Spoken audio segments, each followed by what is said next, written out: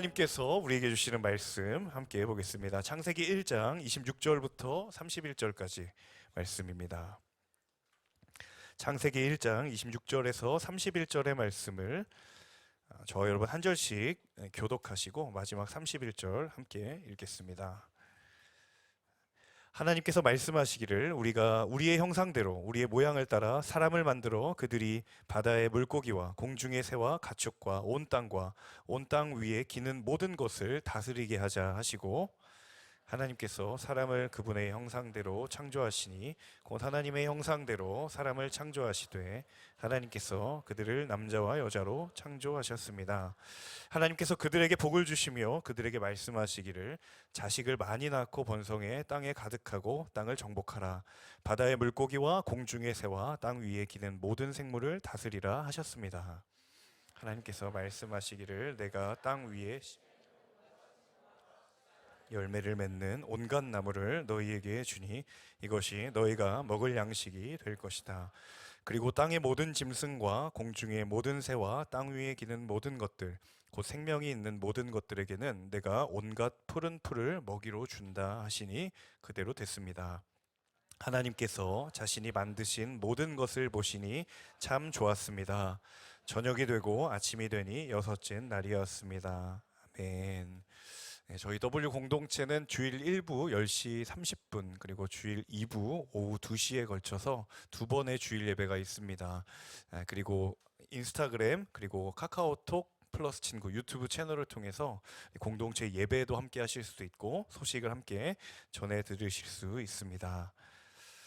네, 오늘 우리가 함께 나눌 이 창세기 1장의 마지막 부분은 창세기 천지창조의 이야기 중에 가장 클라이막스에 해당되는 부분이라고 해도 과언이 아닐 것입니다.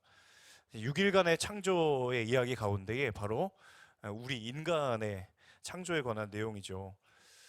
창세기 1장에 나타난 인간의 모습을 살펴보고 있으면 태초에 하나님께서 이 인간을 창조하셨을 때의 모습이 바로 아직은 죄가 없었던 때의 모습이기도 한다면, 하나님께서 인간을 창조하셨을 때에 원래 하나님이 의도하셨던 그 인간의 본연의 모습이 바로 오늘 본문 안에 담겨져 있다라고 해도 과언이 아닐 것입니다.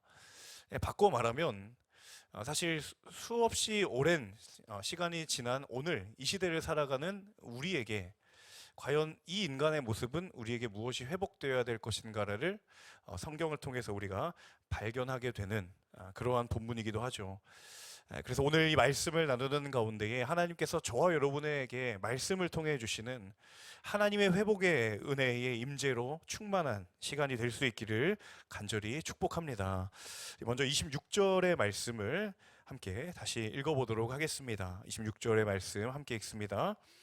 하나님께서 말씀하시기를 우리가 우리의 형상대로 우리의 모양을 따라 사람을 만들어 그들이 바다의 물고기와 공중의 새와 가축과 온 땅과 땅 위에 기는 모든 것을 다스리게 하자 하시고, 자, 26절은 이제 하나님께서 사람을 창조하시기 바로 직전에 하나님께서 직접 하신 말씀인데요. 단 한 구절의 말씀이지만 굉장히 중요한 의미가 이 한 구절 안에 담겨져 있습니다. 왜냐하면 26절에는요, 하나님께서 인간을 만드셨을 때 그 인간에 대한 하나님의 계획, 하나님의 생각을 엿볼 수 있는 그런 본문이기 때문입니다. 하나님께서 인간을 창조하실 때 도대체 어떤 계획을 가지고 계셨는지, 그리고 인간을 향한 하나님의 마음이 무엇이었는지, 그리고 하나님은 당신이 지으신 그 인간이라는 존재에게 무엇을 기대하셨는지를 우리가 알게 되는 부분이 있습니다. 두 가지의 중요한 메시지가 함께 있는데요. 첫 번째로 우리가 생각해 보고 싶은 것은 하나님은 자신을 우리라고 표현하셨습니다. 우리라고 표현하셨습니다. 26절을 보면 우리가 우리의 형상대로 우리의 모양을 따라 사람을 만들자 이렇게 하나님 말씀하시거든요. 그러니까 하나님께서 당신 자신을 우리라고 표현하는 것을 우리가 발견하게 되죠. 어떤 분들이 언뜻 이 말씀을 들으면 조금 의아한 표현처럼 느껴질 수가 있습니다. 왜냐하면 하나님이 자신을 우리라고 표현하시면 그럼 하나님은 한 분이 아니라 여럿이신가? 그러니까 우리가 알고 있는 하나님은 유일하신 한 분 하나님이신데 도대체 이 본문에서 우리라고 표현했으면 하나님 말고 또 다른 하나님이 계신 것인가?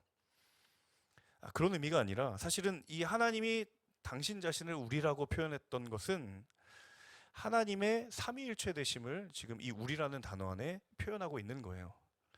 그러니까 태초에 하나님 자체가, 하나님 당신이 성부, 성자, 성령의 이 삼위의 하나님으로 존재하고 계셨다라는 사실을 이 본문이 드러내고 있는 거죠. 자, 그런데 사실은 이 본문이 하나님은 삼위일체 하나님이십니다 라는 것에 대한 어떤 교리적인 가르침이나 정보를 전달하고자 함은 아닙니다. 물론 이 사실이 중요한 것은 맞지만 이 구절을 통해서 성경이 정령 드러내고자 했던 것은 사실은 그보다도 근본적인 더 중요한 의미가 있기 때문이죠. 그 의미가 무엇인가 하면 우리 인간의 존재는 관계의 존재로 창조되었다라는 것입니다. 우리 함께 따라해 볼까요? 인간은 관계의 존재로 창조되었다. 이제 곧 나누게 되겠지만 하나님의 형상을 닮은 존재가 우리 인간이라고 했습니다. 자, 그러면 그 하나님의 속성은 우리에게도 있다라는 것이죠. 자, 인간을 지으실 때 하나님이 삼위의 하나님이 인간의 창조에 앞서서 친밀한 사귐과 동역 아래 인간의 창조에 대한 계획을 얘기하셨어요. 그렇다라고 한다면 그 하나님의 그 친밀한 사귐과 관계의 모습이 바로 오늘 우리에게도 존재하고 있다는 것이죠. 저는 인간이라고 하는 존재 자체가 관계를 떠나서는 절대로 살 수 없는 존재다라는 생각을 해보게 됩니다. 자, 그러면 이 관계는 무엇을 의미하는 것일까? 이 관계를 떠나서 인간이 살 수 없는데 이 관계는 무엇을 의미하는 것일까? 성경에 두 가지의 관계가 나옵니다. 첫 번째는 바로 하나님과의 관계이죠. 자, 인간이라는 존재가 하나님으로부터 영적인 양분을 공급받으며 살아가도록 하나님이 인간을 그렇게 창조하셨다라는 거예요. 그러니까 인간이라는 존재 자체가 하나님과의 친밀한 사귐과 교제의 양분을 먹지 않으면 살 수 없도록 하나님이 인간을 지으셨다라는 거예요. 자, 가장 단적인 하나의 예를 들어보겠습니다. 이 말이 맞는다라는 것에 대한 증거가 있습니다. 그 증거가 뭐냐면 지금 여기서 예배하고 계신 여러분입니다. 네, 일부도 이 얘기를 하는 순간 굉장히 엉뚱한 표정으로 저를 쳐다보셨는데 2부도 마찬가지인 것 같아요. 하나님과의 관계가 없이 떠나서는 살 수 없다라는 가장 단적인 증거가 저는 여기서 지금 예배하고 있는 우리의 이 존재가 그것의 가장 중요한 증거라고 생각해요. 여러분, 오늘 여의도 오실 때 날씨 굉장히 좋았죠. 네, 여러분 샛길로 안 새고 여기 왔다라는 것 자체가 이것에 대한 굉장히 중요한 증거예요. 조금만 나가면 한강도 있고요. 네. 얼마나 좋은 곳이 많은지. 그렇게 좋은 날, 이 황금 같은 시간에 여러분은 왜 여기에 오셔서 예배를 하느냐라는 거예요. 이유는 간단합니다. 내가 영적으로 살기 위해서예요. 내가 예배를 통해서 하나님과 호흡하지 않으면 내 영적인 호흡이, 영혼의 호흡이 끊어질 수 있다는 생각을 우리가 알고 있기 때문에, 내가 예배를 통해서 하나님과 교제하지 않으면 내 삶의 걸음이 얼마나 무기력하고 목적을 잃어버린 채 방황할 수밖에 없는 것임을 내가 너무도 잘 알기에 여러분 지금 여기서 예배하고 계신 거 아닙니까? 제가 작년 9월에 W공동체 부임하여서 매 주일의 예배마다 느끼는 감사함 중에 하나는 바로 이 부분이었어요. 1부와 2부의 예배에 늘 간절한 하나님을 향한 목마름을 가지고 있는 예배자들이 오는 것을 느끼면서 강단에서 말씀을 전할 때에나 함께 찬양할 때에나 기도할 때에나 그 간절함이 얼마나 제 피부에 느껴지는지 저는 사실 늘 매주마다 감사함으로 이 단에 서곤 합니다. 자, 그러다 보니까 설교자로서 굉장한 책임도 느껴지고 감사함도 느껴지고 이 두 가지의 양가적인 마음이 있어요. 그래서 늘 이제 하나님 앞에 간절히 제 마음을 다지는 것은, 하나님, 제가 설교자로서 예배자로서 예배에 목숨을 걸게 하여 주십시오. 제가 설교자로서 예배자로서 하나님의 은혜를 간절히 누구보다 사모하게 하여 주십시오. 그리고 그러한 하나님의 말씀을 맡은 자로 이 단에 올라와서 하나님을 갈망하며 찾아오는 이곳의 모든 예배자들, 하나님 한 사람도 빼놓지 말고 다 만나달라고. 이게 제 늘 예배 때마다의 기도의 제목입니다. 단 한 사람도 성전에 뜰만 밟고 돌아가지 않도록 주의 충만한 지성소의 임재의 자리가 나와서, 그래 내가 이것 때문에 내가 하나님을 찾을 수밖에 없고 바로 이것 때문에 하나님을 예배할 수밖에 없다라는 그 고백으로 충만함을 갖고 돌아갈 수 있도록 해주십시오. 사랑하는 여러분, 우리라는 존재가 하나님께로부터 왔다면 여러분, 그 존재는 하나님께 붙들려 있을 때에 살게 되는 줄로 믿습니다. 저와 여러분에게도 이러한 고백으로 매주일의 예배가 충만하기를 원해요. 매주일의 예배마다 그런 하나님을 향한 타는 발망과 간절함으로 충만하게 되기를 원합니다. 그리고 더 나아가서는 우리의 일상의 경건의 자리, 삶의 예배의 자리가 그런 하나님을 향한 열정으로 나아가기를 주님의 이름으로 축복합니다. 자, 그런가 하면 또 다른 하나의 관계는 무엇인가 하면 바로 사람과의 관계예요. 흔히 사회학에서 인간을 가리켜서 인간은 사회적 동물이다라고 이야기를 하는데요. 사실 이 엄밀히 말하면 그 근거는 성경에 있습니다. 인간은 관계를 떠나 살 수 없는 존재로 창조되었는데 그 관계 중에 하나가 바로 사람과의 관계예요. 이번 주에 너무도 안타까운 충격적인 사건 여러분 다 뉴스를 통해 들으셨을 거예요. 전혀 알지도 못하는 사람을 앱에서 만나서 잔혹하게 살해하고 유기했던 그 사건.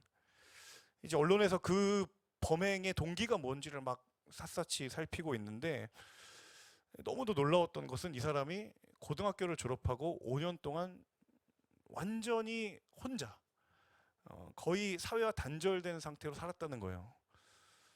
이게 어디서 알게 됐냐면 이제 경찰이 통화 내역을 쭉 조회했는데 아무것도 없는 거예요. 뭐 가족이랑 연락한 것도 없고 친구랑 연락한 것도 없고, 그러니까 상식적으로 생각할 수 있는 그런 관계들이 아무것도 없었다라는 거예요.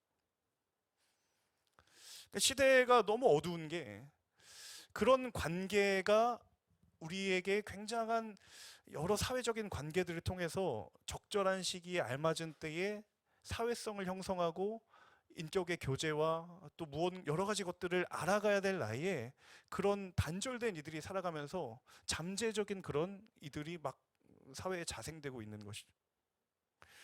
사람과 교제하는 것이 우리에게는 참 당연하고 누군가에는 자연스러운 것처럼 생각되지만, 그것이 부재한 삶의 자리가 낳는 어두움들이 이 시대 가운데 분명히 있습니다. 무슨 얘기인가 하면 인간은 존재 자체가 더불어 살아가도록 지음을 받았고 그것이 반드시 필요하다라는 거예요. 여러분의 성향이 E든 I든 상관없어요.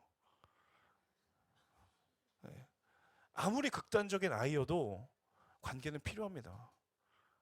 뭐 저쪽 반대편은 말할 것도 없고요. 네. 자, 그렇다라고 한다면 우리에게 누군가가 필요하겠죠. 믿음의 여정을 걸어갈 때에 필요한 동역자가 있어야 될 것이고, 인생의 광야와 같은 곳에서 정말 오아시스와 같은 존재가, 그런 만남들이 분명히 있었을 것입니다. 그런 아름다운 관계와 교제들을 통해 분명히 우리는 체험과 공급을 경험하게 될 거예요.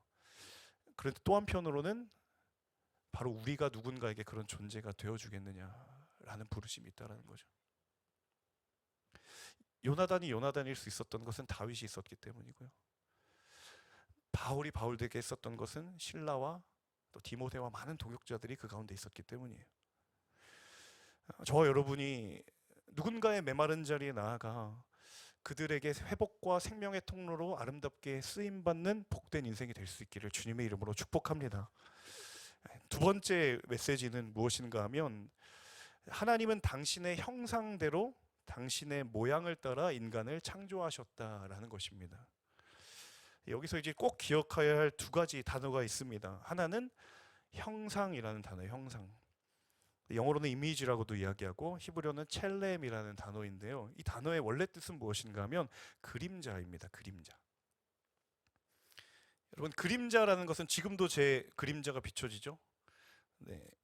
그림자가 있기 위해선 저라는 실체가 있어야 됩니다. 반사가 되어야 될 실체가 있어야 되죠. 그래서 그림자는 언제나 실체를 반영하게 되어 있어요. 그러니까 그림자를 보고 원래 사물이 뭔지를 우리는 다 추측할 수 있어요. 자, 하나님께서 우리의 형상대로 사람을 만들자, 우리의 그림자처럼. 그렇다라고 한다면 누군가가 저와 여러분을 보았을 때 우리를 통해 하나님이 떠올려져야 되고 우리를 보고 하나님이 보여야 됩니다. 누군가가 우리를 보고 하나님을 생각할 수 있어야 되고, 우리라고 하는 어떤 그림자를 통해서 하나님이라고 하는 그 실체를 유추할 수 있어야 돼요. 여러분, 정말 하나님의 그런 형상대로 살아가고 계십니까? 저와 여러분의 삶을 통해서는 무엇이 비춰지고 있고 누가 비춰지고 있습니까? 나를 통해 하나님이 보여지고 나를 통해 하나님을 생각되게 하는 그러한 삶을 살아가고 계신가라는 것이죠. 바라기는 저와 여러분 안에 그런 잊혀진 하나님의 형상들이 있다면 오늘 다시 한번 이 말씀 앞에 다시 삶에 선명하게 새겨지는 그 회복의 역사가 있기를 주님의 이름으로 축복합니다. 또 다른 한 단어는 바로 그 다음에 나오는 모양이라는 단어죠. likeness, 데무트라는 히브리어인데요. 형상이나 모양이나 뭐 그 말이 그 말 아닌가 싶기도 하지만 약간의 뉘앙스가 다른데요. 이 모양이라는 단어는 본래 닮았다라는 의미입니다. 닮았다. 이제 남편과 아내가 결혼을 해서 아이를 낳아서 키우다 보면 이제 남편도 그렇고 아내도 그렇고 이제 서로가 서로를 향하여서 아이를 낳은 다음에 아이의 마음에 드는 부분은 나 닮았다, 마음에 안 드는 부분은 너 닮았다 라고 이렇게 용감하게 이야기하시는 분들도 계시고, 좀 용기가 적어서 속으로 이야기하시는 분들도 계시죠. 이렇게 티격태격하는 경우가 있어요. 저희도 그렇습니다. 저희 집에도 아들이 둘이 있기 때문에 아이들이 정말 아름다워 보이는 순간들이 있거든요. 없진 않습니다. 제가 늘 이제 예화 때마다 좀 아이들의 좀 이게 사고뭉치적인 이야기를 해서, 그런데 아름다운 모습이 있습니다. 그러면 이제 너나 할 것 없이 아빠 닮았구나, 엄마 닮았구나 이런 얘기를 하는데요. 근데 이제 반대의 경우에는 제가 이제 도발을 하죠. 나는 아닌 것 같다. 근데 제가 그렇게 자신 있게 얘기하다가 정말 궁지에 몰릴 때가 있어요. 언제냐면 저희 집에 저희 부모님이 오셨을 때. 저희 부모님이 오실 때마다 아이들하고 같이 있으면 제 닮은 거라고. 제 어릴 적을 저보다 부모님이 잘하시니까 제가 너무 궁지에 몰리는 거예요. 내 기억엔 아닌 것 같은데, 그러면은 너야 너. 이렇게 얘기하는 거예요. 알 수 없는 의문의 일패를 당하고 아내는 저희 부모님 뒤에 숨어서 나이스 이렇게 얘기를 하는 것을 보게 되죠. 하나님이 우리를 당신의 모양대로, 하나님이 우리를 닮았다라고 이야기해요. 자, 그러면 이 오해하지 마셔야 될 게, 그럼 하나님이 우리와 생김새, 외모가 같은가? 여러분, 나와 똑같이 비슷하게 생긴 하나님 한번 묵상이 되세요? 자존감이 뛰어나신 분들은 은혜를 받으실 수도 있지만, 그렇지 않으신 분들은 사실 그 말은 말이 맞지가 않습니다. 왜냐하면 성경에 하나님은 영이시라고 하셨어요. 그 말은 어떤 외적인 모양이 존재하지 않으시는 분이에요. 자, 그러면 하나님께서 당신의 모양대로, 그 모양에 닮았다라는 뜻은 과연 무엇인가? 하나님의 모양대로 우리를 창조하셨다라는 그 말은 사실 하나님의 성품, 하나님의 속성을 닮았다라는 겁니다.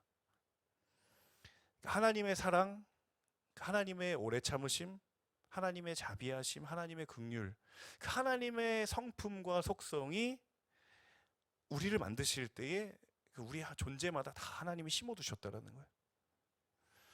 자, 그렇다라고 한다면 오늘 이 시대를 살아가는 저와 여러분에게 정말 절실히 회복되어야 될 것이 무엇인가?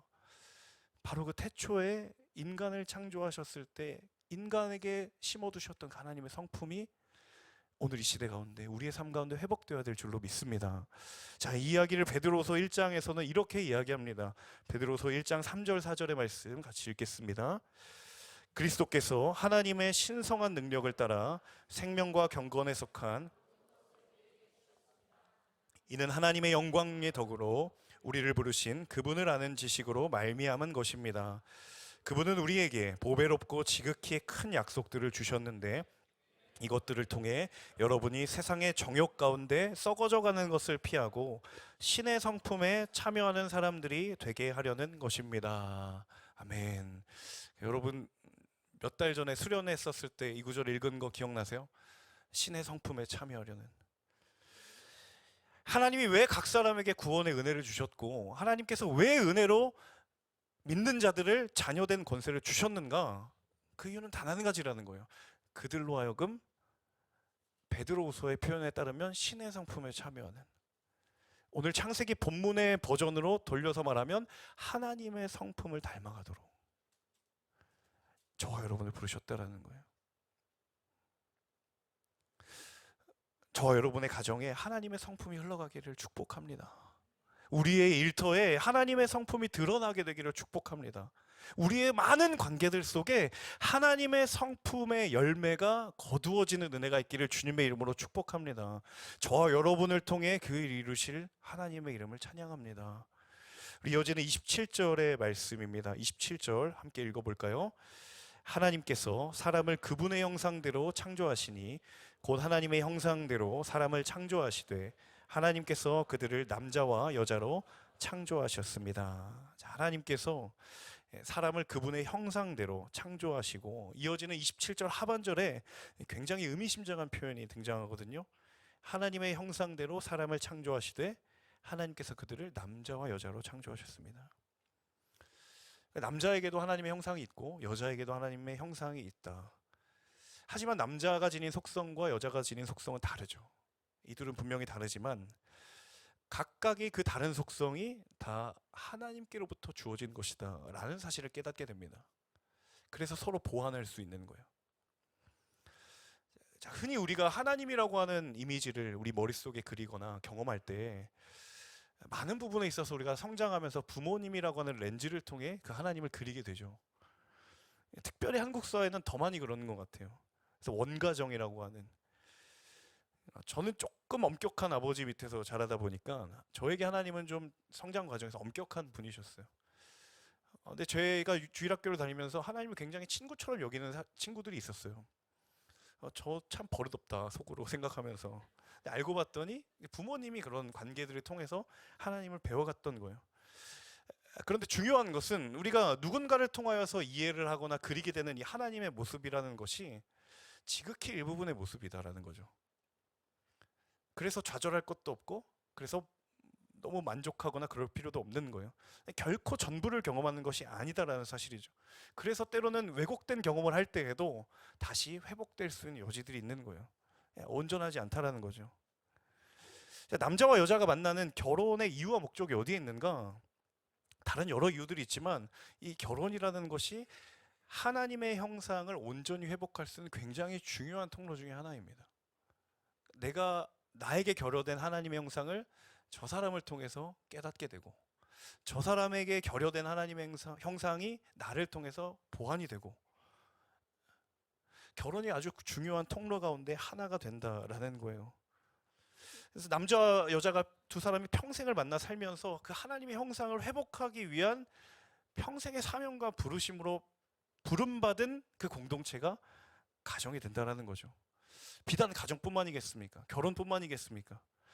저와 여러분이 주 앞에 서는 날, 그날까지 우리 안에 그 하나님의 형상을 회복하기 위한 믿음의 발걸음은 주님 부르시는 그날까지 계속될 줄로 믿습니다. 혹시 이 가운데에 결혼과 가정에 대한 기대와 소망을 반쯤 닫아 놓으신 분이 계시다면 다시 활짝 여시기를 축복합니다. 하나님의 목적이 분명히 있어요. 또 혹시 이 가운데에 원가정의 상처로 인하여서 하나님의 그림이 일그러진 분이 계시다고 한다면 오늘의 말씀이 당신에게 위로와 회복이 될 수 있기를 주님의 이름으로 축복합니다. 이어지는 28절의 말씀입니다. 함께 읽을까요? 하나님께서 그들에게 복을 주시며 그들에게 말씀하시기를 자식을 많이 낳고 번성해 땅에 가득하고 땅을 정복하라. 바다의 물고기와 공중의 새와 땅 위에 기는 모든 생물을 다스리라 하셨습니다.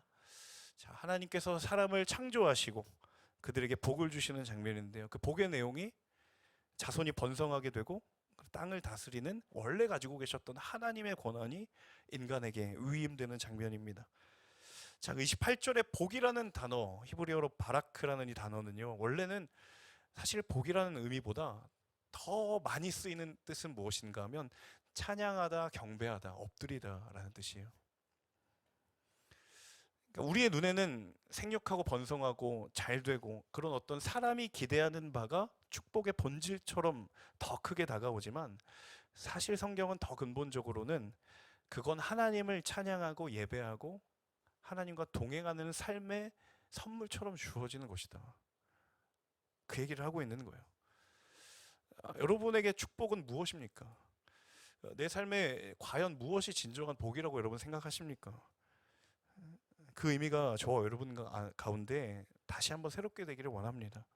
하나님의 영광을 위하여 하나님을 예배하며 그 하나님께 찬양하기 위해 살아가는 삶을 통해 그 생명이 흘러넘치는 역사가 다시 시작되기를 간절히 원합니다.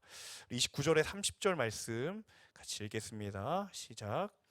하나님께서 말씀하시기를 내가 땅 위에 씨 맺는 온갖 식물과 씨 가든 열매를 맺는 온갖 나무를 너희에게 주니 이것이 너희가 먹을 양식이 될 것이다.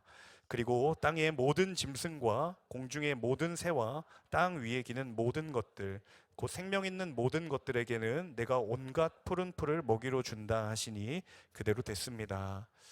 지난 5일간의 창조에 통해서 만들어진 모든 것들이 이제 사람에게 먹을 양식이 될 거다. 그렇게 약속을 하시고요. 30절에 보시면 땅의 짐승, 공중의 새, 땅 위에 기는 모든 것들에게 온갖 푸른 풀을 먹이로 준다라고 말씀하셨어요. 저는 30절을 딱 읽으면서 뭔가 좀 이상하다라는 생각이 들었어요. 짐승과 새와 땅에 기는 모든 것들의 지금 양식이 뭐예요? 풀이에요. 자, 그렇다라고 한다면 태초의 시대는 다 초식이에요. 오늘날의 이 시대와는 다르다는 거죠.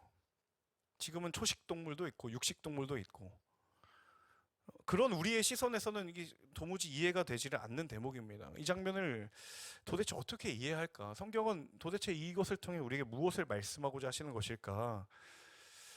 우리 끝으로 이사야 11장 6절과 7절을 같이 읽어보도록 하겠습니다. 이사야 11장 6절에서 7절 함께 읽습니다. 그때에 이리가 어린 양과 함께 거하며 표범이 어린 염소와 함께 누우며 송아지와 어린 사자와 살찐 짐승이 함께 있어 어린아이에게 끌리며 암소와 곰이 함께 먹으며 그것들의 새끼가 함께 엎드리며 사자가 소처럼 풀을 먹을 것이며. 자, 6절에 그때에 하나님의 통치가 온전히 임하는 그 선지자들이 예언했던 그 마지막 날에 그 종말의 그날에 예수 그리스도의 통치가 이 땅 가운데 온전히 임하는 그날에 모습이 어떠한가 하면 바로 그 창조의 모습 그대로의 모습이 회복된다는 것. 7절에 보시면 사자가 뭐처럼 풀을 뜯어먹는다고요? 소처럼 풀을 뜯어먹는다. 바로 그때의 그 모습이 회복될 것이다. 죄로 인하여서 이루어져 버린, 파묻혀 버린 하나님의 형상이 세상과 인간에게도 회복될 그날이 올 것이다. 여러분, 이 시대를 오늘날 살아가면서 내가 속한 가정이나 혹은 직장이나 일터에서 얼마나 그 우리의 창조의 원형을 잊어버리게 만드는 그 목소리에 얼마나 우리가 노출되어서 살아갑니까? 여러분, 오늘 이 말씀, 하나님께서 하나님의 형상을 우리 가운데 심어 놓으셨다라는 이 말조차도 과연 내가 그런가? 라고 생각하시는 분들이 분명히 계실 거예요. 심지어는 세상과 세상의 기준이 우리를 향하여서 너가 과연 하나님의 형상을 가진 게 맞냐라고 수없이 우리를 향하여 묻는 시대를 우리가 살아가고 있어요. 그 절망의 소리 앞에 오늘 이 말씀을 하나님이 왜 우리로 하여금 주시는 것인가? 다시 하나님 지으신 그대로 창조의 모습 그대로 우리를 회복시키시고 다시 살리시겠다라고는 하나님의 그 회복의 약속이 오늘 이 패배감에 젖은 이 시대를 살아가는 저와 여러분을 향한 하나님의 회복의 약속인 줄로 믿습니다. 저는 오늘 이 찬양을 좀 같이 부르고 기도하려고 준비를 했는데요. 찬양의 제목은 하나님은 너를 만드신 분, 그의 생각이라는 찬양입니다. 이 악보를 검색해 보시면 아시겠지만 그 곡에 부제가 붙어 있어요. 부제가 뭔지 아세요? 요엘에게라는 부제이거든요. 이 곡을 지으신 분이 굉장히 유명한 그 CCM 싱어송라이터 조준모 작곡가라는 분인데 그분의 아들 이름이 요엘이에요. 이분이 굉장히 어린 시절에 명석했고 굉장히 공부를 잘했고 인정받는 삶을 살아왔던 거예요. 근데 거기까지는 좋았는데 이분의 삶에 왜곡된 이미지 중에 하나가 뭐였냐면 내가 1등을 해야 하나님이 나를 칭찬하실 거다. 내가 하나님 앞에 좋은 결과물을 가져가야 그래야 하나님 나를 인정하시고 잘했다고 하실 거예요. 그런 채 바쁘게 정신없이 인생을 달려왔는데 어느덧 성인이 되고 결혼을 하고 아이를 낳고 문득 되돌아보니 하나님의 기준이 아니었다라는 거예요. 그래서 이 요엘이라고 하는 아이를 낳고 가만히 보면서, 갓난아기를 보면서, 요엘아, 하나님은 그런 분이 아니야. 너만큼은 하나님을 그렇게 오해하지 않기를 바란다. 너가 1등이 아니어도 괜찮고, 너가 살아가다가 그 세상이 아무도 주목하지 않는 실패를 해도 괜찮은 거야. 그가 자녀를 낳고 자기 자녀에게 너만큼은 나처럼 그런 긴 시간을, 그런 하나님을 향한 오해의 시간이 있지 않기를 바란다는 마음으로 이 곡을 쓰고 요엘에게라는 부제를 붙인 거예요. 그래서 이 곡을 가만히 보시면 누군가에게 말하고 있는 듯 하잖아요. 자기 아들에게 얘기하고 있다. 제가 이 곡을 저희 첫째 아들이 아주 어렸을 때 기타를 치면서 한번 불러줬던 적이 있거든요. 저도 마찬가지였던 것 같아요. 아이가 정말 하나님을 잘 알았으면 좋겠어요. 근데 놀라운 사실은 그 아이를 향한 찬양이 되돌아서 나에게 오는 거예요. 지금도 늦지 않았으니까 하나님은 이런 분이야. 내가 다시 알려줄게. 여러분이 인간의 창조가 우리와 무슨 관계가 있겠습니까? 여러분 당장 내일부터 또 직장에 나가서 여러분은 규정당하면서 사시잖아요. 업무의 성과와 또 내가 어떻게 생존하는가에 따라 그 세상이 우리를 이런 사람으로 규정하는 정말 이 비극적인 시대 가운데에 여러분, 이 하나님께서 우리의 모양대로, 우리의 형상대로 우리를 지으셨다라는 말이, 그 말이 어떻게 우리에게 복음이 되는 것인가?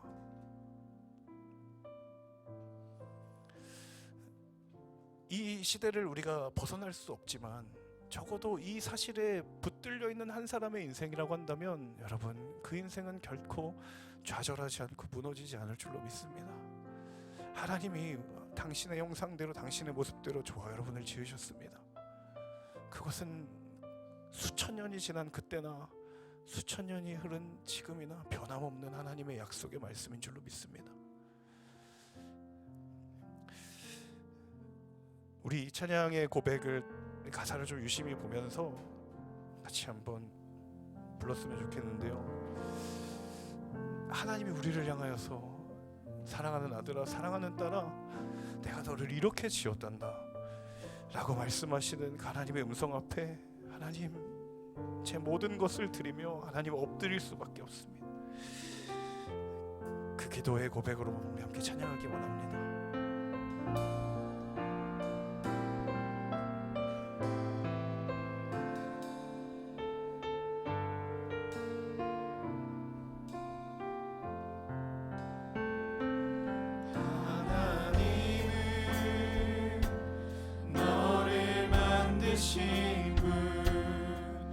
너를 가장 많이 알고 계시며, 하나님은 너를 만드신 분, 너를 가장 깊이 이해하신단다. 하나님은 너를 지키시는 분, 너를 절대 포기하지 않으며, 하나님은 너를 지키시는 분, 너를 쉬지 않고 지켜보신단다. 그의 생각 셀 수 없고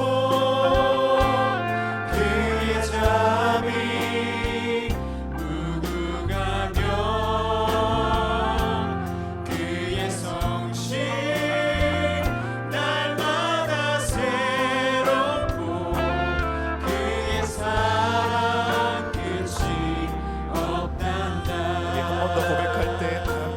원하셔서 우리 2절의 가사로 나를 원하시는 분, 하나님은 나를 원하시는 나를 원하시는 분, 이 세상 그 무엇 그 이 누구보다 세상 그 무엇 그 누구보다 하나님은 나를 원하시는 분, 하나님은 나를 원하시는 분, 나와 같이 있고 싶어 나와 하시는 같이 주님이십니다. 있고 싶어 하신단다.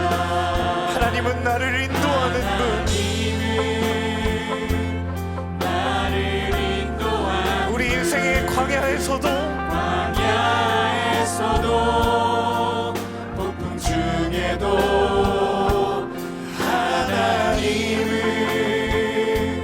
나를 인도하는 분, 푸른 초장으로 그의 생각을 찬양합니다. 그의 생각, 그의 생각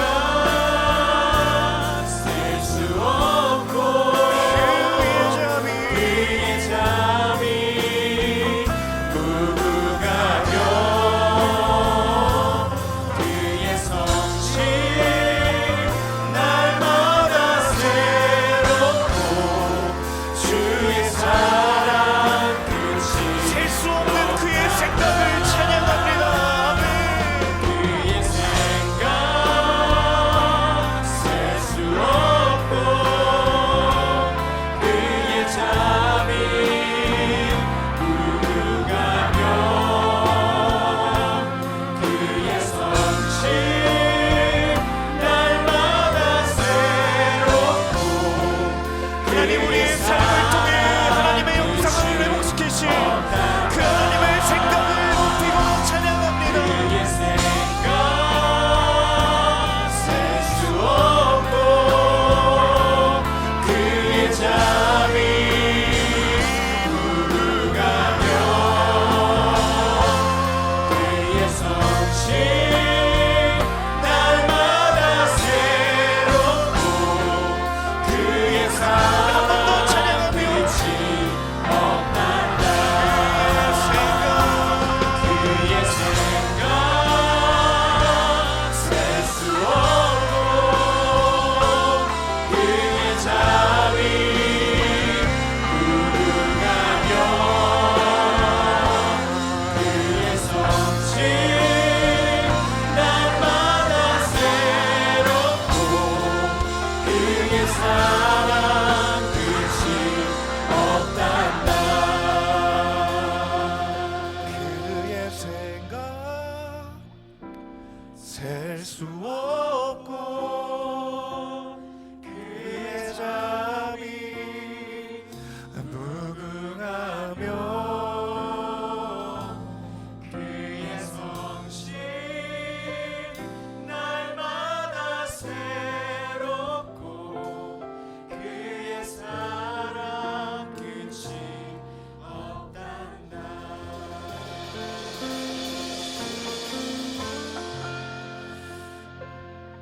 사랑하는 여러분, 오늘 이 하나님의 이 말씀, 우리가 우리의 형상대로 모양대로 사람을 만들자라고 하셨던 바로 그때를 여러분 하나님의 마음은 어떠셨을지 여러분 상상해 보셨습니까? 얼마나 하나님은 설레고 가슴 뛰고 나와 닮은 나의 형상을 따르 그 사람을 통해서 그 존재를 통해서 하나님을 알 수 있는 바로 그 존재를 만드셨을 때에 그 하나님의 기대와 하나님의 계획과 그 하나님의 설레임이 여러분 느껴지지 않으십니까? 하지만 너무도 먼 길을 돌아와 너무도 멀리 떨어져 있는 우리의 삶에 너무도 깊은 그곳에 파묻혀져 있는 그 하나님의 형상을 하나님 오늘 다시 한번 말씀을 통하여 우리가 발견하기를 원합니다. 그 하나님의 영상을 붙들기 원합니다. 사랑하는 아들아, 사랑하는 딸아, 내가 너를 지명하여 불렀나니 너는 내 것이라 말씀하시는 주님, 하나님 다시 한번 우리가 그 영상을 따라 우리의 믿음의 걸음을 걸어나가는 하나님의 붙들린 삶이 될 수 있도록 인도하여 주옵소서. 내 영혼아 주의 영상을 회복할지어다. 내 영혼아 하나님의 영상을 닮을지어다. 우리 주신 말씀을 붙들고 간절한 마음으로 그 회복을 갈망하며 기도하는 자들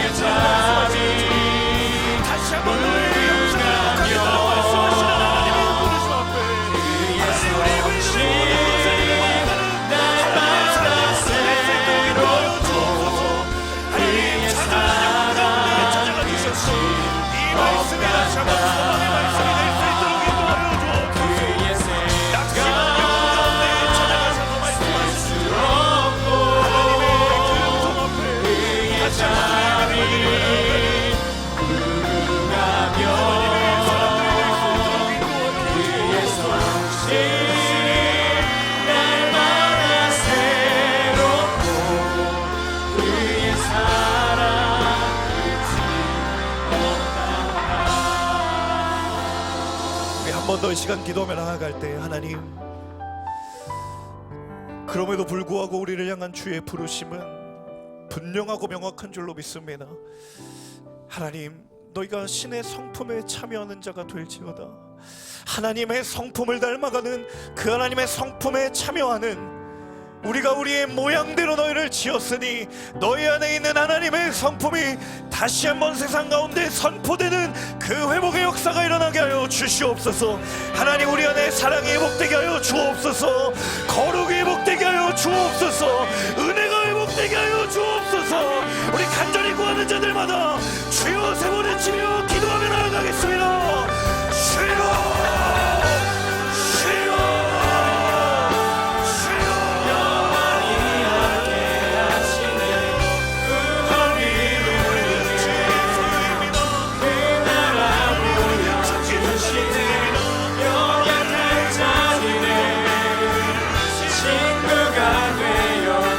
주여, 힘없는 우리의 인생을 위로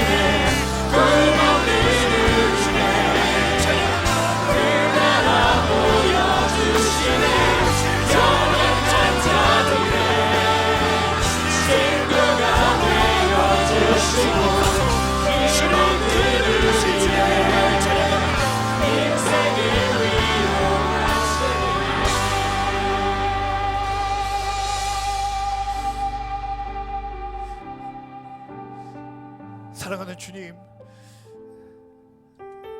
하나님 앞에 다시 한번 그 태초의 우리의 모습을 다른 사람을 바라보듯 바라보았던 우리의 시선이 그 모습이 바로 내게 있어야 될 모습이었고, 내게 존재하지만 그 다른 것들로 인하여서 잊혀져 버리고 감추어진 그 모습이었음을 이 시간 믿음의 눈으로 다시 한번 바라봅니다. 주님, 우리가 우리의 모양과 형상대로 사람을 만들자라고 하셨을 때 하나님 얼마나 기분 좋으셨을까? 하나님 얼마나 가슴 뛰고 얼마나 기쁘셨을까? 하지만 주님, 우리가 우리의 뜻대로 우리가 기뻐하는 것, 우리가 원하는 것을 택하는 그 죄가 그 기쁨을 앗아가 버렸고 그 기쁨을 잊어버리게 만들었습니다. 하지만 주님, 다시 한번 우리가 이 말씀 앞에 서며 그 하나님의 기쁨의 자리로 돌아가기로 결단합니다. 하나님의 형상을 닮은 자들이 다시 한번 말씀을 붙들고 기도함으로 그 하나님의 태초의 회복의 자리로 우리가 나아가기를 원하오니, 주님, 함께 예배하는 모든 예배자들의 믿음의 걸음을 주장하여 주시옵소서. 내가 태초로부터 모태로부터 너를 알았고 내가 너를 지명하여 불렀나니 너는 내 것이라 말씀하시는 하나님 앞에, 하나님, 세상에 누가 뭐라고 하더라도, 세상의 그 많은 기준이 우리를 재단하려 할지라도 하나님, 주께 붙들린 인생이기에 다시 한번 하나님 앞에 그 창조의 모습을 기억하며 담대하게 믿음으로 나아가는 하나님의 사람들 모두가 될 수 있도록 인도하여 주옵소서. 치일 대로 치이며 살아가는 이 무한 경쟁 시대에, 이 시대의 청년 예배자들이 너무도 많은 상처와 너무도 많은 하나님을 향한 왜곡의 경험 가운데 있습니다. 하나님, 그것을 다 아시는 주님, 위로하여 주시고 싸매어 주시고 온전케 하실 그 주의 은혜가 이 시간 기도하는 모든 예배자들의 삶마다 다시 한번 회복되게 하여 주옵소서. 너는 내 아들이라, 너는 내 딸이라 말씀하시는 하나님의 그 음성 앞에 우리의 작고 부족한 믿음이지만 그 모습 그대로를 주 앞에 드리며 나아가는 하나님의 사람들 모두가 될 수 있도록 인도하여 주시옵소서. 그렇게 하실 주님의 이름을 찬양하고 감사드리며 이 모든 말씀 살아 역사하시는 예수님의 이름으로 기도합니다. 아멘. 그 이루실 주님께 우리 감사와 영광의 박수를 올려드리며 자리에 앉으시겠습니다.